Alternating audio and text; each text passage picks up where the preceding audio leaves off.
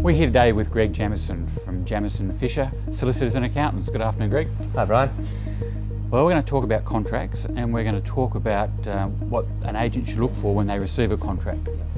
Okay, Brian, it's an essential thing that an agent cannot market a property for sale unless they first have a complete copy of the contract in their office for marketing purposes.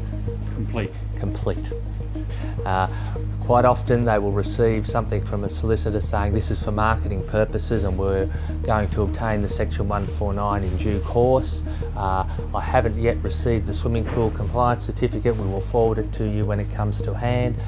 That is not a complete contract. Now, agents need to have a process in their office that when a contract comes in, they are thoroughly checked. Now, when I mean that, they need to get the contract and match it up first against their agency agreement.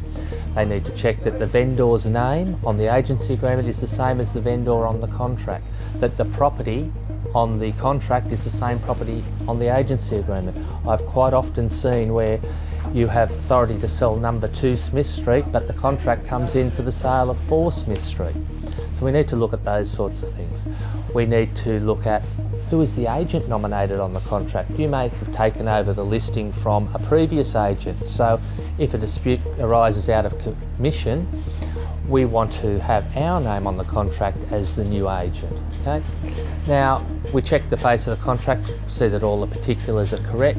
Then we need to go and ensure that the standard pages are there from the normal contract for sale of land, whether it's the 2005 or the 2014 edition. Then we have the requirement to have all of the statutory documents attached, and the agent needs to become aware of what those are. The first document we would look for is the certificate of title. Now, when you look at the certificate of title, it will tell you types of things that would affect the property. It will tell you who the owners are. It will tell you whether there's a mortgage, whether there's a caveat, whether there's an easement, whether there are covenants. Now, that's quite easy. It might say there's 2 easements and 1 covenant and 1 caveat.